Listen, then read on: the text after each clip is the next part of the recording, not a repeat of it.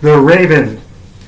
Once upon a midnight dreary, while I pondered weak and weary, oh so weary, over many a quaint and curious volume of forgotten lore, while I nodded, nearly napping, suddenly there came a tapping, as of someone gently rapping at my chamber door.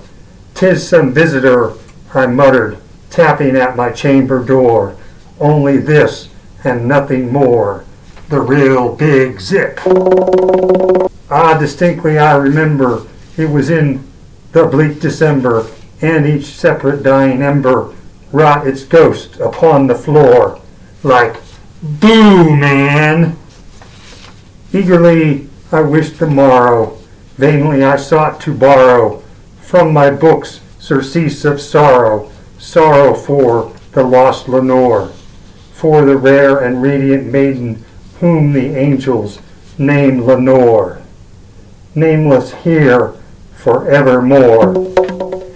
Daddy-o.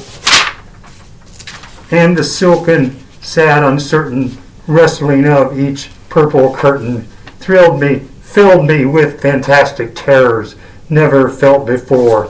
Thrillsville! So that now, to still the beating of my heart, I stood repeating, "'Tis some visitor entreating entrance at my chamber door." Some late visitor entreating entrance at my chamber door. This it is, and nothing more. 0 squared. Squares. Presently my soul grew stronger, hesitating then no longer. "Sir," said I, or "Madam, truly your forgiveness I implore, but the fact is I was napping, and so gently you came rapping, and so faintly you came tapping at my chamber door, that I scarce was sure I heard you. Here I opened wide the door. Darkness there, and nothing more." Deep into that darkness peering, long I stood there wondering, fearing, doubting, dreaming dreams no mortal ever dared to dream before. But the silence was unbroken, and the stillness gave no token, and the only word there spoken was the whispered word, "Lenore." This I whispered, and an echo murmured back the word, "Lenore." Merely this, and nothing more, you cool cats. Back into the chamber turning, all my soul within me burning, soon again I heard a tapping, somewhat louder than before. "Surely," said I, "surely that is something at my window lattice. Let me see then what thereat is, and this mystery explore. Let my heart be still a moment, and this mystery explore. 'Tis the wind, and nothing more, like real Gone with the Wind, Daddy." Open here I flung the shutter, when with many a flirt and flutter in there stepped a stately raven of the saintly days of yore. Not the least obeisance made he, not a minute stopped or stayed he, but with mien of lord or lady, perched above my chamber door, perched upon a bust of Pallas just above my chamber door, perched and sat, and nothing more. Nothing, babies. Then this ebony bird beguiling my sad fancy into smiling by the grave and stern decorum of the countenance it wore. "Though thy crest be shorn and shaven, thou," I said, "art sure no craven, ghostly grim and ancient raven, wandering from the nightly shore. Tell me what thy lordly name is on the night's Plutonian shore." Quoth the raven, "Nevermore." Dig it! Much I marveled this ungainly fowl to discourse so plainly, though its answer little meaning, little relevance bore. For we cannot help agreeing that no living human being ever yet was blessed with seeing bird above his chamber door, bird or beast upon the sculptured bust above his chamber door, with such name as Nevermore. That's his nom de feather, kitty cats. But the raven, sitting lonely on the placid bust, spoke only that one word, as if his soul in that one word he did outpour.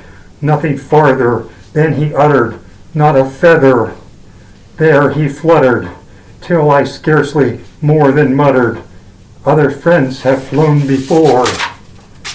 On the morrow he will leave me, as my hopes have flown before. Then the bird said, Nevermore, nevermore, nevermore, nevermore. Startled at the stillness broken by reply, so aptly spoken, doubtless, said I, what it utters is its only stock and store, caught from some unhappy master, whom unmerciful disaster followed fast and followed faster, till his songs one burden bore, till the dirges of his hope that melancholy burden bore, of never, nevermore. What a gas! Nevermore. But the raven still beguiling all my fancy into smiling, straight I wheeled a cushioned seat in front of bird and bust and door. Then upon the velvet sinking, I betook myself to linking fancy unto fancy, thinking what this ominous bird of yore, what this grim, ungainly, ghastly, gaunt, and ominous bird of yore meant in croaking nevermore, like caw, caw. This I sat engaged in guessing, but no syllable expressing to the fowl, whose fiery eyes now burned into my bosom's core. This and more I sat divining, with my head at ease reclining on the cushion's velvet lining that the lamplight gloated o'er, but whose velvet violet lining with the lamplight gloating o'er she shall press, nevermore. She's nada.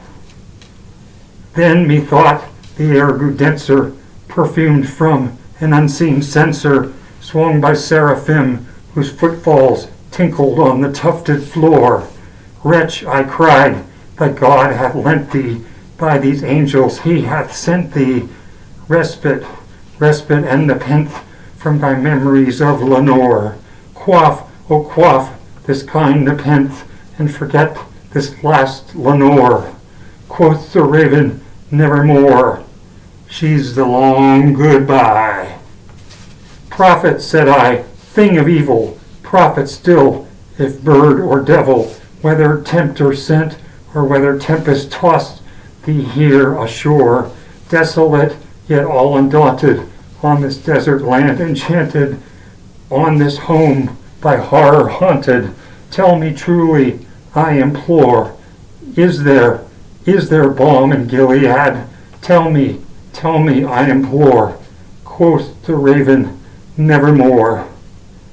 Quoth him, hep-tats.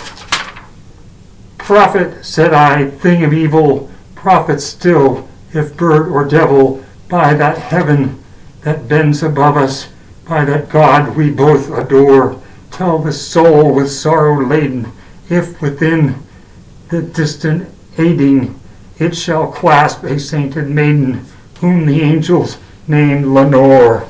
Clasp a rare and radiant maiden, whom the angels named Lenore. Quoth the raven, nevermore. You hear that, cats? Nevermore. Be that word our sign of parting, bird or fiend. I shrieked, upstarting, get thee back into the tempest and the night's Plutonian shore. Leave no black plume as a token of that lie thy soul hath spoken. Leave my loneliness unbroken. Quit the bust above my door. Take thy beak from out my heart, and take thy form from off my door. Quoth the raven, nevermore. And the raven, never flitting, still is sitting on the pallid bust of Pallas, just above my chamber door, and his eyes have all the seeming of a demon's that is dreaming, and the lamplight o'er him streaming throws his shadow on the floor, and my soul from out that shadow that lies floating on the floor shall be lifted nevermore, like, wow, man, out of sight.